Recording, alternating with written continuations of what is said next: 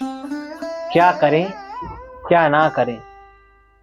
इस श्रृंखला जो चल रही है इसमें कुछ ना कुछ अच्छा आपको बताते हैं कि हमारा जीवन शास्त्र के अनुकूल कैसा हो, भोजन कैसा हो, जल कैसा हो, रहन सहन कैसा हो। तो ये शास्त्र के अनुकूल जितना हो सके आपको हमको करना चाहिए। तीर्थ के बारे में बताते हैं कि जो लोग तीर्थ में जाते हैं तो कौन कौन सी सावधानियां हमको रखनी नितांत आवश्यक है। पैदल चलने की सामर्थ्य होने पर भी किसी यान का, किसी यंत्र का उपयोग ना करें। या मान लो बहुत दूर से आ रहे हैं तो किसी तीर्थ या किसी मंदिर या किसी नदी के पास जा रहे हैं तो 100 कदम, 200 कदम, 500 कदम पहले ही उतर जाएं और वहां से फिर पैदल ही जाएं। इससे बड़े पुण्य की प्राप्ति होती है। और डायरेक्ट जाके देवता के मंदिर पे या तीर्थों पे गाड़ी ही उनके सीने पे चढ़ा दी महाराज, तो देवता भी क्या कहेंगे। तो इससे आपके पुण्य क्षीण होंगे। आप पुण्य कमाने नहीं, फिर पुण्य क्षीण करने जाते हैं। 100 कदम, 200 कदम कम से कम मंदिर से पहले ही आप जूता चप्पल निकाल दें जितना संभव हो सके, और फिर पैदल तीर्थ तक जाएं, नदी तक जाएं, उस मंदिर तक जाएं। 100-200 कदम पैदल चलें, ये तीर्थ जाने का फल है।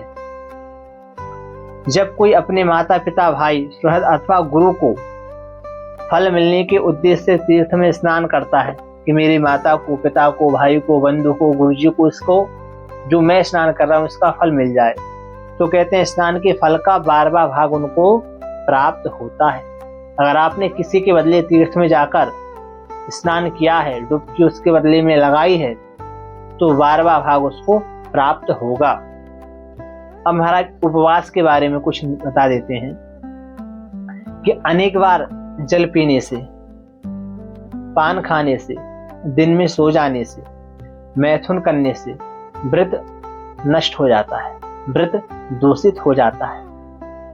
आगे कि उपवास के दिन शरीर में तेल ना लगाएं। जिस दिन आप व्रत हैं शरीर में तेल ना लगाएं, क्योंकि वह कुरूप बनाने वाला है, सौंदर्य को नष्ट कर देता है। और उपवास के दिन लकड़ी की दातून भी नहीं करनी चाहिए। उपवास है तो आप दातून आदि ना करें। उससे एक दिन पहले कर लेने से, कल एकादशी है तो रात को ही करके सो जाएं, तो सुबह करने की इतनी आवश्यकता नहीं है, करना ही है। तो जो लोग इस उंगली से करते हैं, तर्जनी से, वो ना करें।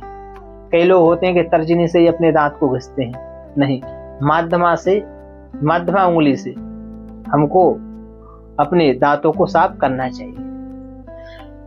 अब प्रणाम के कुछ नियम बता देते हैं कि जो एक हाथ से प्रणाम करता है, कई लोग होते हैं कि बस एक हाथ से ही पांव लागू करते हैं, उसके जीवन भर का किया हुआ पुण्य निष्फल हो जाता है। एक हाथ से प्रणाम ना करें।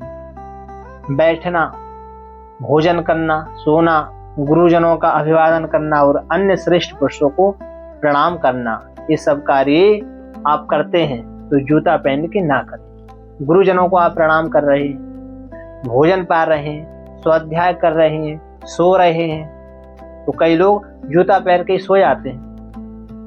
कई लोग जूता पहन के ही अपने से बड़े लोगों को प्रणाम भी कर लेते हैं। तो जूता पहनकर एक कार्य आपको नहीं करना है।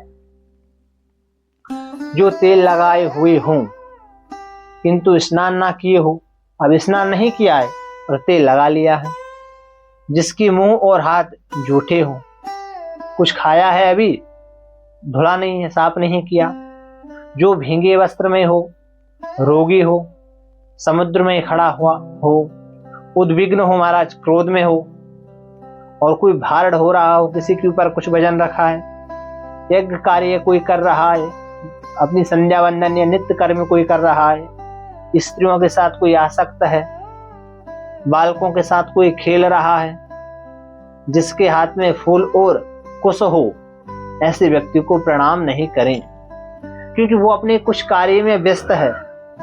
सोते हुए व्यक्ति को प्रणाम ना करें। जब वो उस कार्य से निवृत्त हो जाए इसके बाद आप उसको प्रणाम कर सकते हैं। तो ये कुछ नियम थे जो हमने आपको बताए। आगे भी बहुत सारे ऐसे नियम आने वाले हैं